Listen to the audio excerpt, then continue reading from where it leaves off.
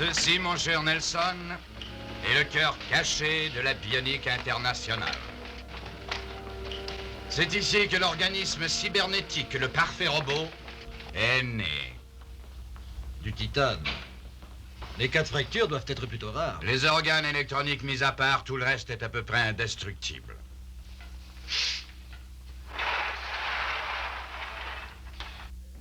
C'est ici que le robot commence à devenir humain.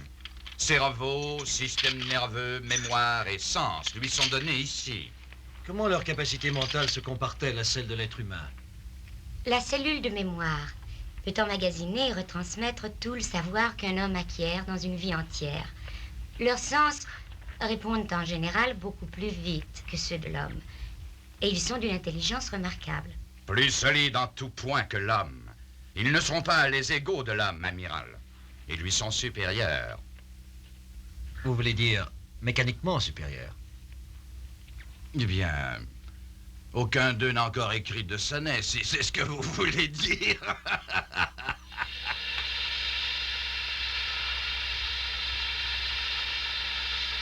C'est ici que le robot devient un être vivant. Regardez.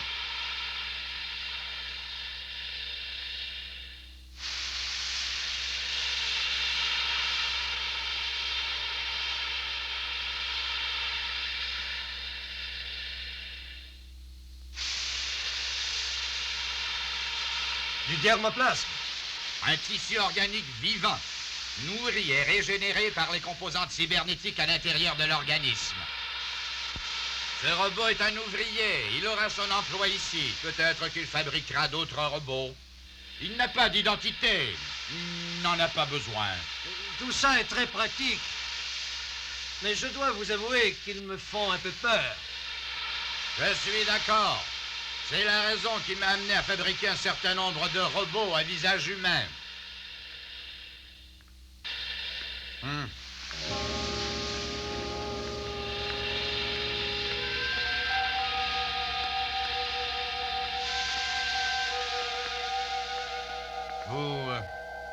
Vous voyez?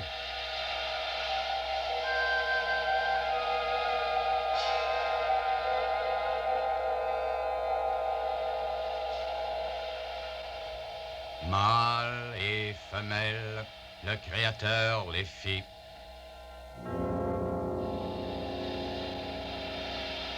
Mais robots ne sont pas toujours parfaits. Il arrive parfois qu'ils naissent un peu étranges. Le problème est le même avec les ordinateurs trop complexes. Ils deviennent névrosés. Mais dans le cas des robots, ils peuvent devenir dangereux. Ils n'obéissent plus aux ordres de façon intelligente. Ils doivent être détruits. Là. Les ultrasons. Une fournaise ultrasonique. Quand on met le courant, les cubes émettent une série d'ondes ultrasoniques continues dont les flux s'entrecroisent. Et quand les rayons convergent, ils incinèrent tout ce qui se trouve entre eux.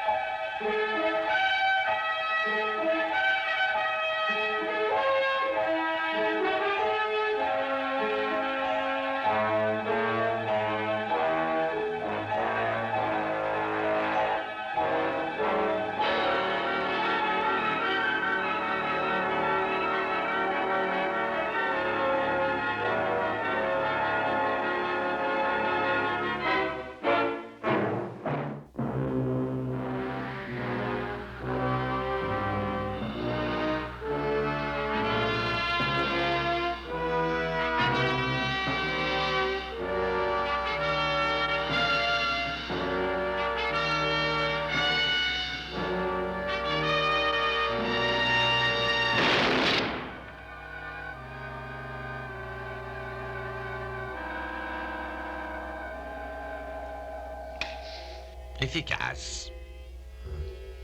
En effet. Attendez. Laissez-moi vous montrer mon chef-d'œuvre.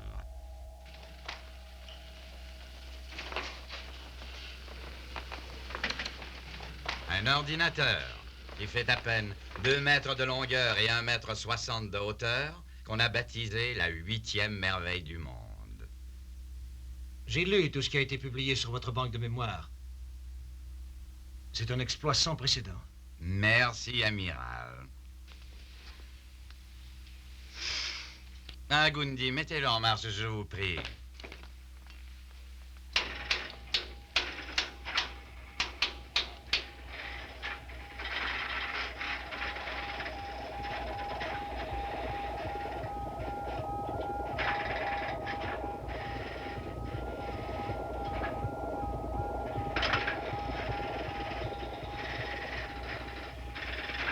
Vous voyez, amiral, c'est tellement simple qu'une fille nullement entraînée peut le faire fonctionner. Et pourtant, cet ordinateur contient le savoir et la sagesse des siècles. Et tout ce que l'homme a découvert depuis la première pensée jamais écrite est ici, à portée de la main. Il peut assimiler les données orales aussi bien que les données écrites. Oh, nous avons déjà dépassé ce stade, amiral. Il peut aussi assimiler les données sensorielles. Et maintenant, mon cher amiral Nelson, j'ai une faveur à vous demander. Si la chose est possible. Oh, elle l'est, amiral. Elle l'est. Voyez-vous, ma banque de mémoire ressemble beaucoup à son créateur. Elle est aussi d'un appétit insatiable. Tel père, telle fille. Sauf que son appétit à elle est de tout savoir. Et alors? Vous êtes, mon cher Nelson, un homme qui connaît beaucoup de choses. Et ma banque de mémoire veut ces connaissances. Avant de refuser, amiral, laissez-moi vous dire que l'opération est fort simple. Tout juste 30 secondes et ce sera fait. Je suis désolé, mais voilà une banque suisse dans laquelle je n'ai pas envie de faire de dépôt. Très drôle, Nelson. Vraiment très drôle. Mais je voudrais tant vous faire changer d'avis. Ah, c'est inutile. Parce que, voyez-vous, que vous acceptiez de plein gré ou non, j'ai l'intention de transférer vos connaissances dans ma banque de mémoire. Vous ferez ce que vous voudrez, amiral, mais laissez-moi vous donner un petit conseil. L'expérience sera beaucoup plus agréable si vous n'essayez pas de lutter. Il faut vous détendre, relaxer. Inutile de songer à vous échapper, Nelson. Dites-leur d'arrêter. Ulrich! Ulrich! Ulrich! Ulrich! Allons, je vous en prie, Nelson. Il ne faut pas lutter. Laissez-vous aller. Ulrich!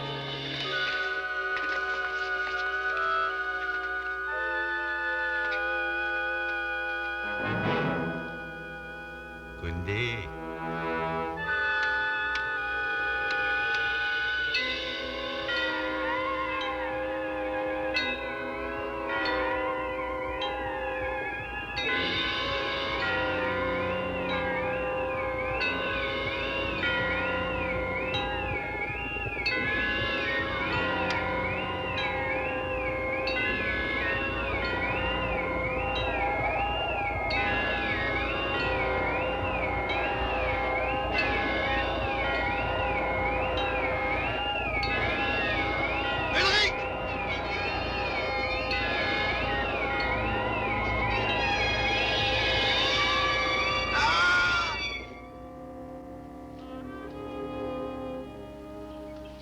Bonjour.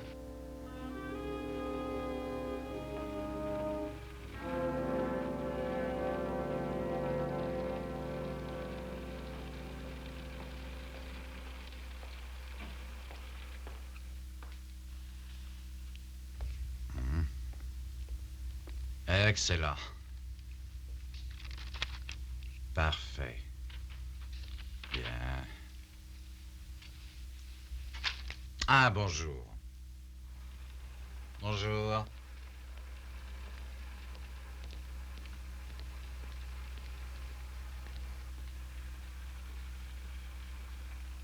Bonjour. Est-ce que le travail préliminaire est terminé? C'est fait. Le système d'analyse, la cellule de mémoire, les circuits de sensation et l'ordinateur des fluides, tout y est. Dans quelles conditions est le dermoplasme? Excellente. Sa température est constante et la structure des cellules régulière. Et le système nerveux autonome? Prêt à fonctionner. Bien. Bien. Bien. Mettez en marche.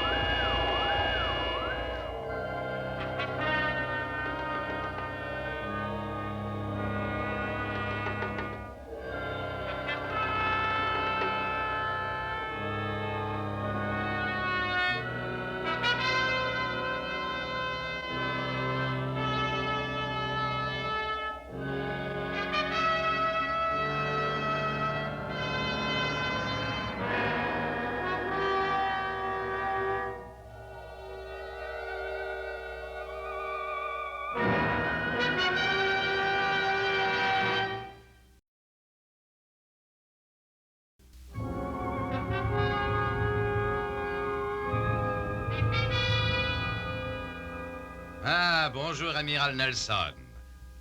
J'espère que vous n'allez pas trop mal, Gundy. Qu'est-ce que c'est? Un simple reconstituant, buvez, ça ira beaucoup mieux. Je n'en veux pas!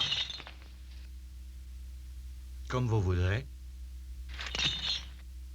Vous ne réussirez qu'à rendre votre séjour ici désagréable, amiral. Et il y a tellement de choses que je veux vous montrer. Je n'ai plus envie de rien voir, Ulrich. Pardonnez-moi, mon ami, mais vous faites erreur. Il y a une chose qui vous intéressera, j'en suis sûr. Approchez, venez rencontrer mon invité. Amiral Nelson, puis-je vous présenter l'amiral Nelson?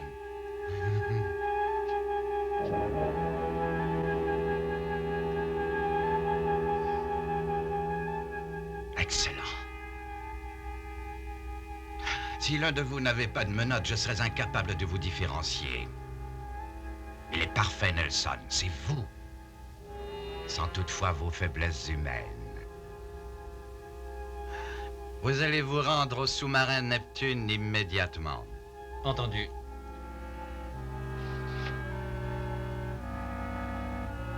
Alors vous voulez vous emparer du Neptune? Pourquoi? Le Neptune va occuper une grande place dans le plan qui va transformer l'avenir de l'homme sur notre planète. Le Neptune me fournira la force de frappe nécessaire pour forcer le monde à accepter la seule chose qui le sauvera, c'est-à-dire un seul gouvernement suprême. Amiral, en tant que savant, vous devez savoir que l'homme est incapable de se gouverner lui-même. Il est faible, émotif, hystérique. Et si cette planète veut survivre, il faut qu'elle soit gouvernée par des êtres supérieurs, dépourvus d'émotions. Qui seraient des robots? Qui seraient des robots? À l'encontre des humains, ils ont le sens inné de l'analyse. Ils ne sont jamais influencés par l'amour, ou par la haine, ou l'amitié, ou la peur. Ils créeront une hiérarchie des pouvoirs fort simple, grâce à laquelle ils gouverneront le monde. Ce sont eux qui gouverneront le monde. Ce sera leur gouvernement. Mené par vous. Guidé par moi. Il n'y a aucune autre solution qui me vienne à l'esprit, Nelson. J'ai la charge de millions d'hommes sur Terre qui sont incapables de sauver cette planète de l'autodestruction. Je ne fais que mon devoir. Et rien ne m'empêchera de le faire.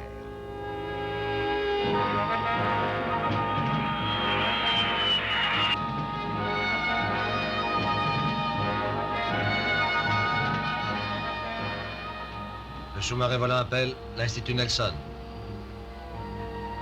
Le sous-marin volant appelle l'Institut Nelson. Le sous-marin volant appelle l'Institut Nelson. Le sous-marin volant appelle l'Institut Nelson. Ici l'Institut, amiral. La réception est très nette. Mon altitude est de 7000 mètres, Patricia. Je me prépare à atterrir. Je ferai la manœuvre d'approche au-dessus de la mer. Parfait, amiral.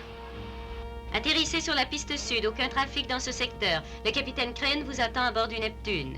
J'y vais immédiatement. Terminé.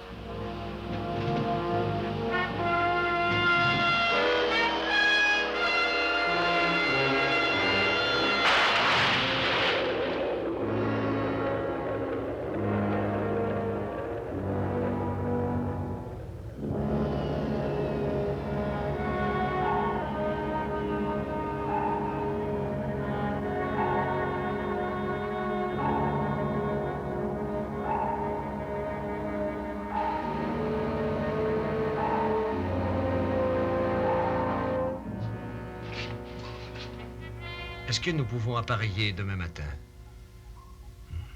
Ça ne sera pas facile, mais c'est faisable. Pendant que j'étais en Suisse, j'ai téléphoné à notre ambassadeur à la conférence de paix de Zurich. Les choses n'ont pas l'air d'aller. Si mal que ça.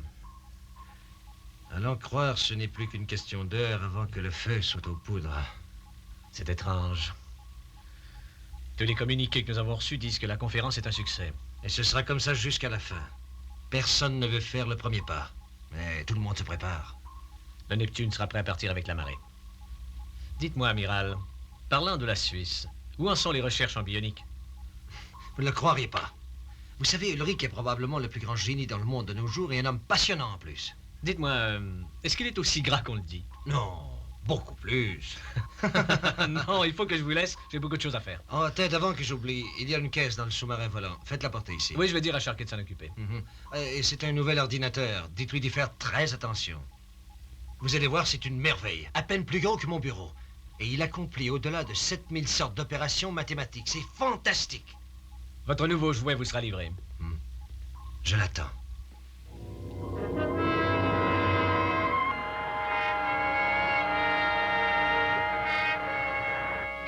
L'ordinateur assimile tous les renseignements, en refait l'analyse seconde par seconde et les transmet sur simple demande orale. Tenez, essayez, Ted.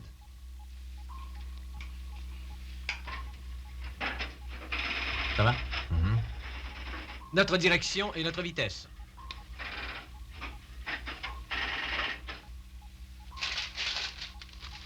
Chef, direction et vitesse. 270 degrés vrai, 30 nœuds. Tout à fait exact. Votre double fonctionne de façon merveilleuse, Nelson. Maintenant que le Neptune vogue en toute sécurité, je peux envoyer mon ultimatum aux dirigeants des grandes puissances mondiales. Je leur accorderai 36 heures, après quoi ils devront s'incliner et reconnaître le gouvernement suprême nouvellement établi. Et s'ils refusent, 3 des plus importantes villes du monde seront détruites grâce aux armes thermonucléaires du sous-marin Neptune. Ça ne marchera pas, Ulrich. Dès que vous enverrez votre ultimatum, l'équipage du Neptune sera prévenu. Mon cher Nelson, cet appareil que votre double a installé à l'intérieur du Neptune est aussi un simulateur d'environnement total. Dès l'instant où il a été mis en marche, Neptune a été complètement isolé du reste du monde. Aucun de vos hommes n'en saura rien. Ils continueront à recevoir des messages comme d'habitude, mais chaque élément d'information ou de renseignement qu'ils recevront leur sera transmis de mon centre de communication qui est à l'abri en dessous de cette montagne. Ils détruiront le Neptune au moyen d'une bombe. Vous oubliez, Nelson, que c'est vous votre grande expérience que le robot a reçue qui assurera la défense du Neptune. Et maintenant, si vous voulez m'excuser, il faut que j'envoie des télégrammes.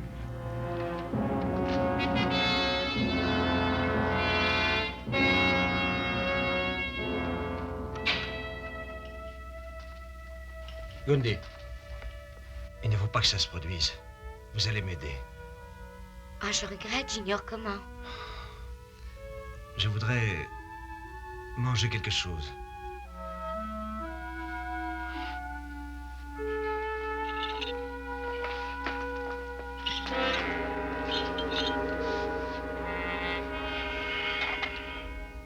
Vous êtes ici depuis très longtemps? Ah, depuis très longtemps, croyez-moi.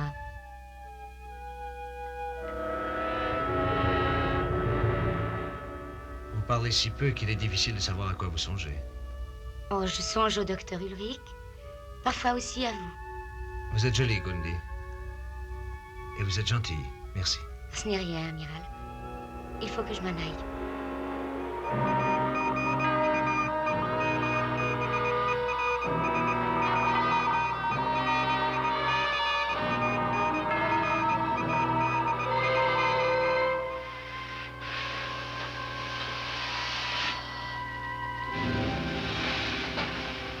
J'ai cru que les dernières nouvelles pourraient peut-être vous intéresser. Les soi-disant dirigeants du monde ont démontré une fois de plus leur proverbiale incompétence à saisir les réalités intrinsèques d'une situation donnée. Ce qui veut dire qu'ils vous ont envoyé... Enfin, leurs réactions ineptes ne font que me rendre encore plus convaincu que je dois... Enfin, que le pouvoir doit être retiré des mains de tous ces incompétents, et ce, le plus tôt possible. Le président des États-Unis. Le président des États-Unis a dépêché un convoi de navires et d'avions pour trouver et couler le Neptune. Les autres nations ont répondu de façon tout aussi absurde.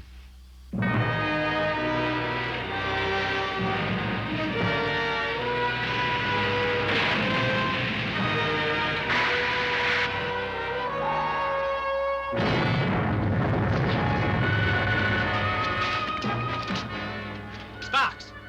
Joignez le haut commandement de la marine, c'est une urgence. Bien, capitaine. Neptune appelle le haut commandement. Neptune appelle le haut commandement. Neptune appelle le haut commandement. Neptune appelle le haut commandement. Neptune, ici le haut commandement. Nous vous entendons très bien. À vous. Ici le capitaine, que se passe-t-il? Nous sommes attaqués.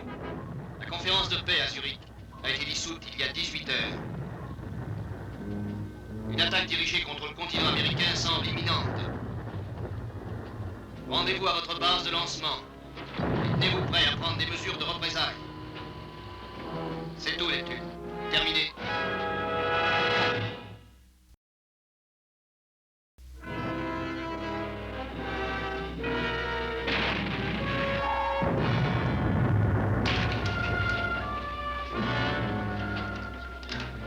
La barre à droite toute. Plongée à 500 mètres de profondeur. Bien, capitaine. Quels sont vos numéros de code, Ted? 40-9329. Et les miens 95 42 68. Voyons. Les coordonnées de lancement.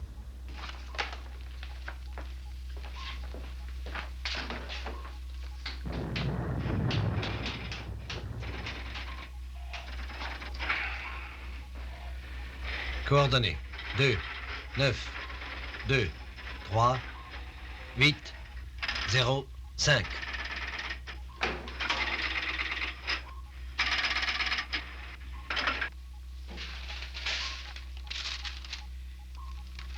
Voici notre base, amiral, dans l'Arctique. Il faut s'éloigner de ces destroyers. Mettez le moteur auxiliaire en marche, monsieur Morton. Vitesse maximum partout. Bien, capitaine. La calotte polaire nous servira de bouclier.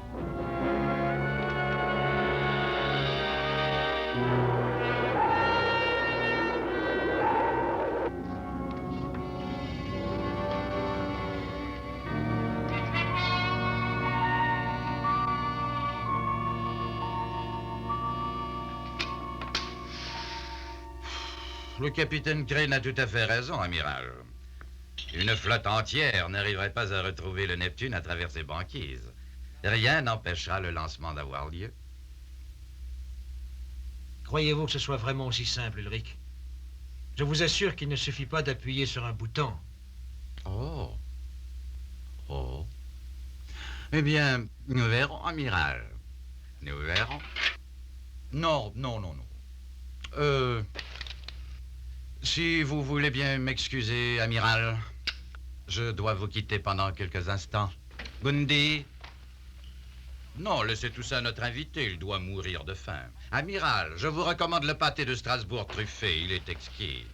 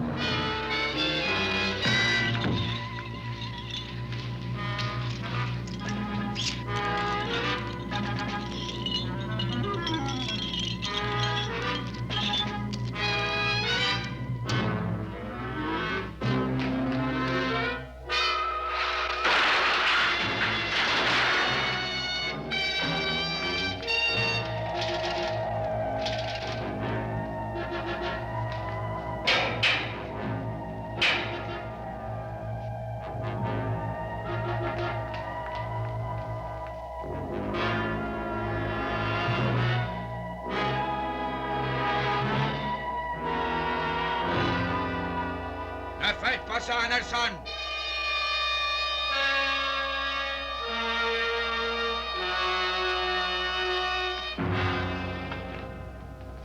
Votre geste était bien irréfléchi. Même si vous aviez détruit l'ordinateur, cela n'aurait constitué qu'un incident mineur. Mais, puisque cet appareil a tellement l'air de vous intéresser, je vais vous donner le loisir de l'examiner de plus près.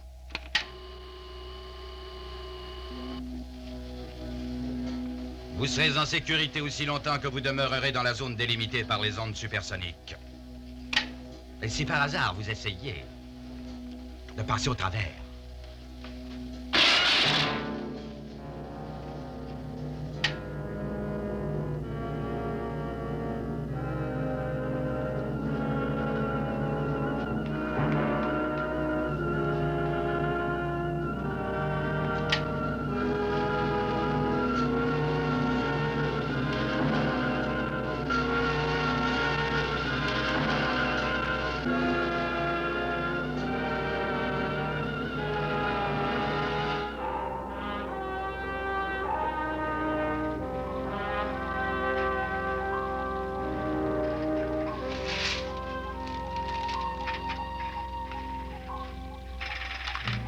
Nous atteindrons notre base de lancement dans 2 heures, amiral.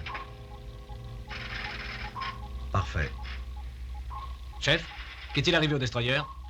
On les a semés, capitaine. Parfait. Il y a des dommages importants? Non, rien de grave.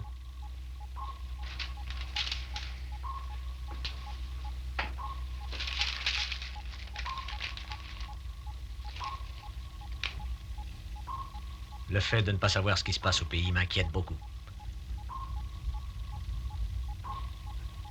Moi aussi. Sparks, captez une station de radio américaine et retransmettez ici. Bien, capitaine. Ici WJBT Boston. Nous quittons l'antenne. Syntonisez vos appareils sur la fréquence de secours pour recevoir les instructions nécessaires. Je capte Radio Moscou, capitaine. Это критическое положение. Это критическое положение. Последующее не является упражнением. Грозит ядерная атака.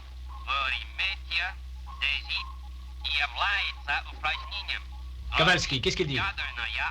Ils se préparent à une attaque nucléaire. Ils envoient les gens aux abris souterrains.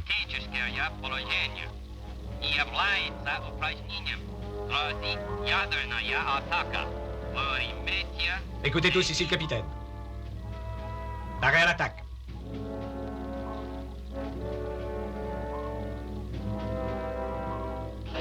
C'est pas vrai. Je peux pas le croire.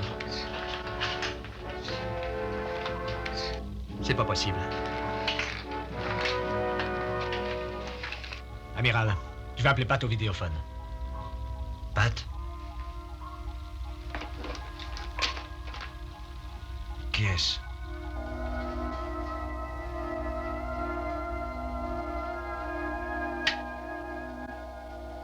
Activez la cellule de mémoire. C'est Mademoiselle Sweetley qui est l'opératrice des communications. Ah oui, appelez Patricia au vidéophone. Je veux savoir ce qui se passe aussi.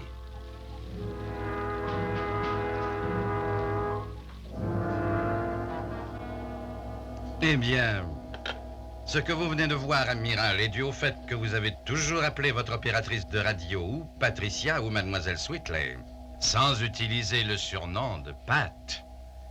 C'est pourquoi votre double était dérouté. Le surnom de Pat n'était pas dans sa cellule de mémoire. Ah! Le galant capitaine Crane, enfin joint la ravissante Mademoiselle Sweetley. Gundy, tournez l'appareil un peu que notre invité puisse regarder cette scène. Pat, qu'est-ce qui se passe là-bas? Ted, c'est horrible, la panique générale. Tout le monde essaie de sortir de la ville, je vous jure, c'est terrible. C'est la fin de tout. Pourquoi êtes-vous toujours là? Je sais, amiral, mais... Pat, descendez dans l'abri immédiatement. Je voulais sauver certains documents que l'amiral avait laissés, j'ai cru que... Écoutez, vous devez vous sauver. Oubliez tout le reste. Descendez tout de suite dans l'abri. Entendu, j'obéis. Je vous embrasse. Bonne chance.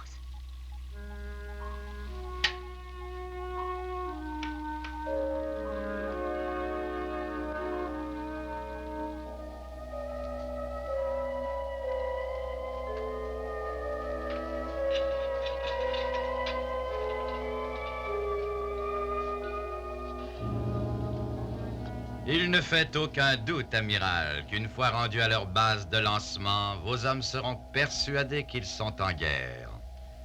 Et là, ce seront eux qui insisteront pour lancer les missiles du Neptune. Mes hommes ne lanceront jamais ces missiles, Ulrich. Même si votre robot leur en donnait l'ordre.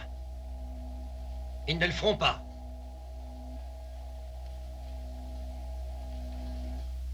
Officiers de tir, tous à vos postes. Officiers de tir, tous à vos Officiers de postes. tir, tous à vos postes. Officiers de tir, tous à vos postes.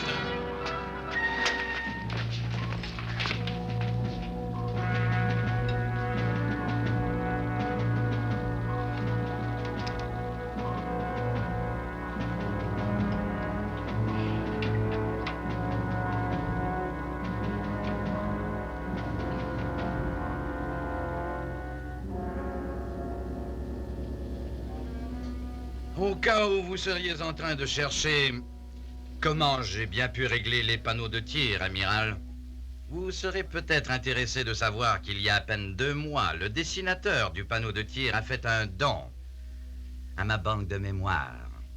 Bien sûr, ce n'était pas tout à fait son idée à lui, comme vous vous en doutez. Capitaine, je capte un message des États-Unis. Tout le monde aux abris! Tout le monde aux abris! Lancez les missiles, nous sommes perdus! Regagnez votre poste! Allons, remettez-vous. Charquez! Enfermez cet homme dans ce quartier. Tout de suite. Tenez. Capitaine, vous devez garder l'équipage sous contrôle. Je ne veux plus d'incidents de ce genre. Nous ferons un tir de représailles quand nous aurons atteint l'endroit désigné. D'ici là, veillez à ce que tout le monde à bord reste à son poste et fasse son devoir, c'est clair?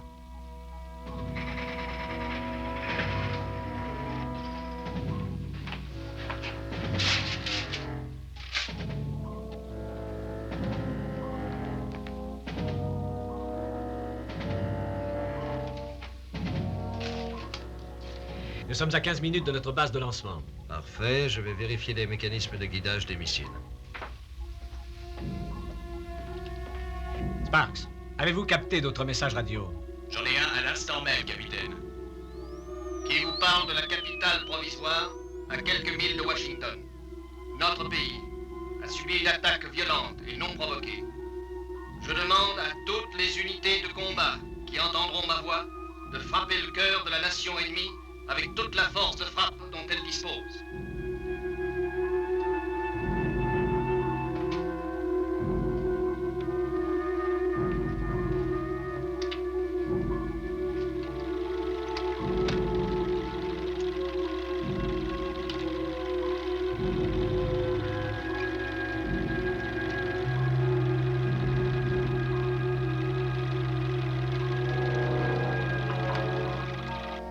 En ce moment, amiral, votre double... Non. Vous êtes en train de réajuster les missiles. Laissez-moi vous montrer leur nouvelle cible. Ulrich! Plus de 15 millions de personnes seront tuées dans ces 3 endroits. Un sacrifice coûteux, mais que je crois indispensable pour assurer enfin la paix qui ne sera jamais en dehors du règne des robots.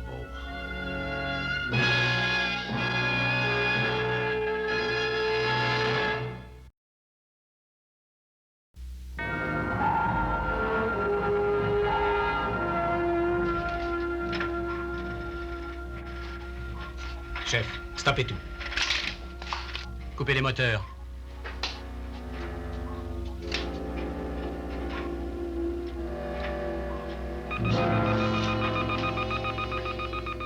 Commencez la manœuvre de tir. Missiles 1, 2 et 3.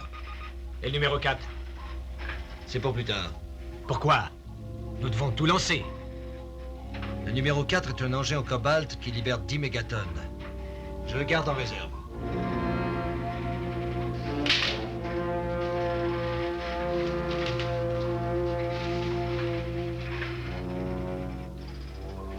Gardez le missile numéro 4 pour une cible désignée. Préparez la manœuvre de tir des missiles 1, 2 et 3. Laissez le numéro 4 tel quel.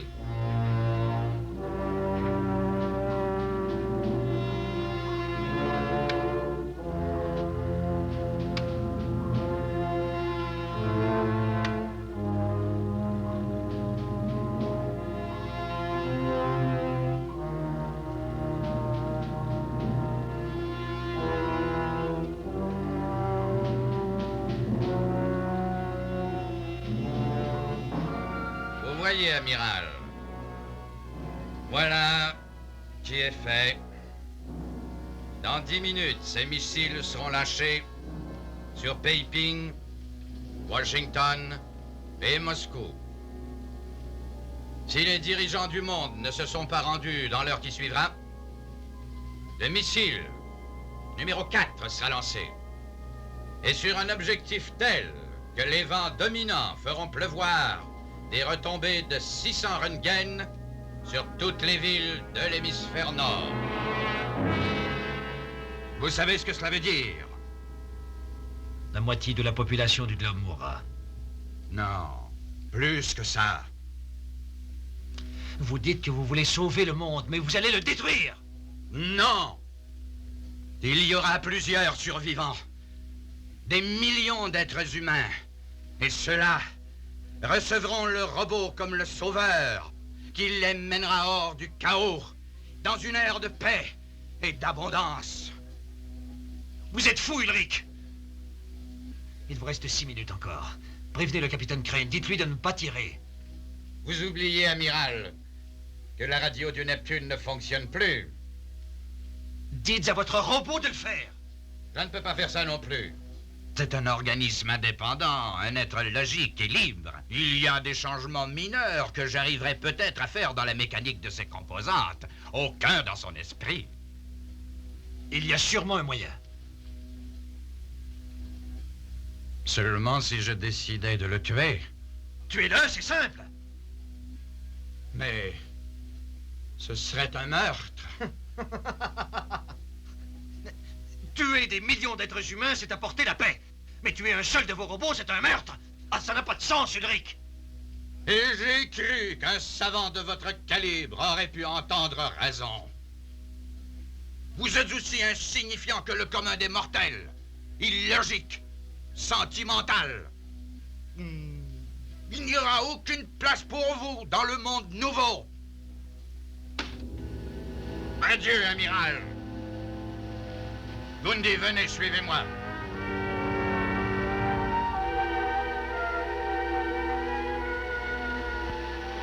Gundi, fermez le courant.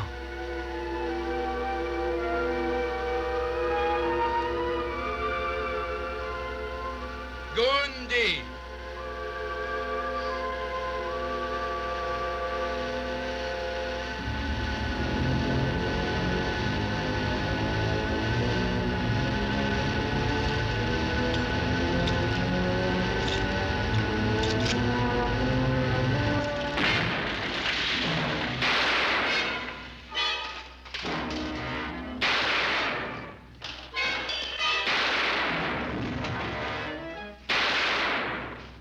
Sonnez l'alarme!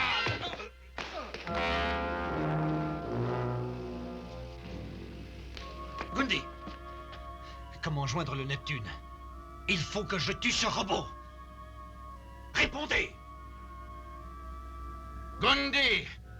Ne lui dites rien. Répondez. Taisez-vous.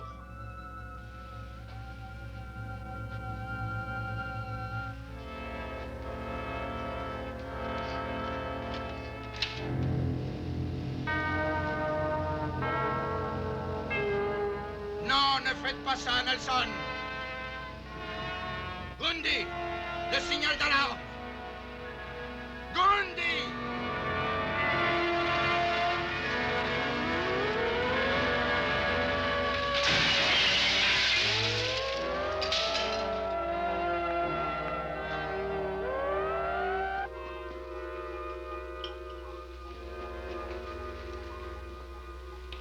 Il ne reste plus que 3 minutes, amiral.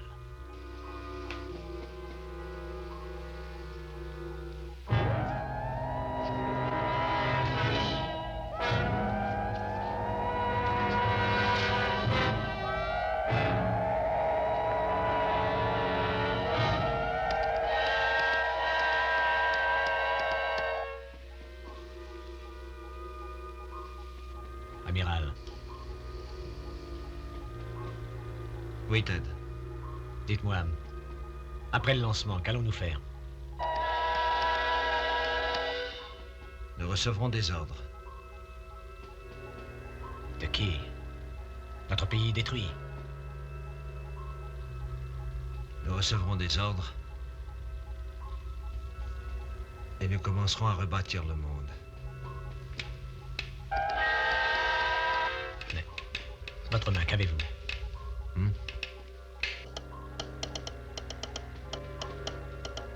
J'en sais rien.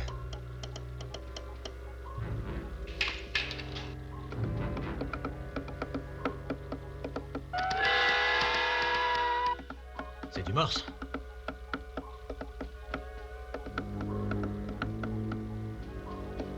Empêcher lancement.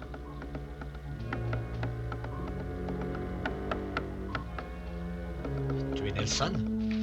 Dites-moi, amiral, qu'est-ce qui se passe? Pourquoi empêcher le lancement? Je n'ai aucune réponse à cette question. J'annule la manœuvre.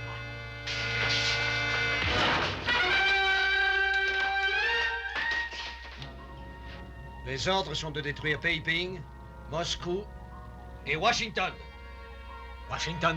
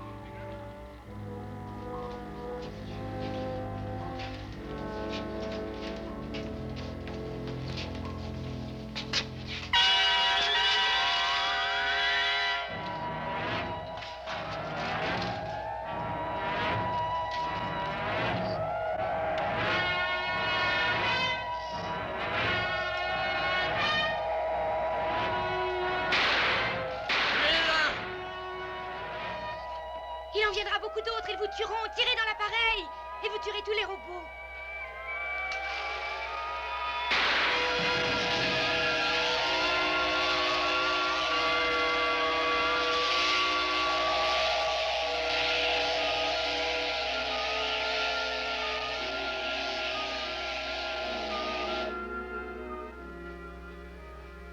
Gundy!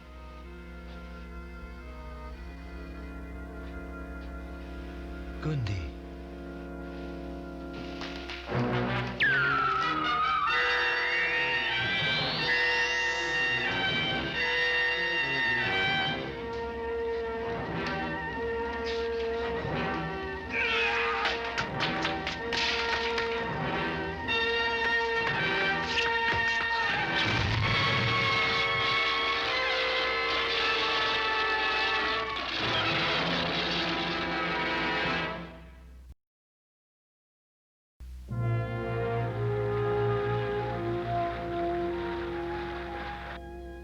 Presque parfait, n'est-ce pas?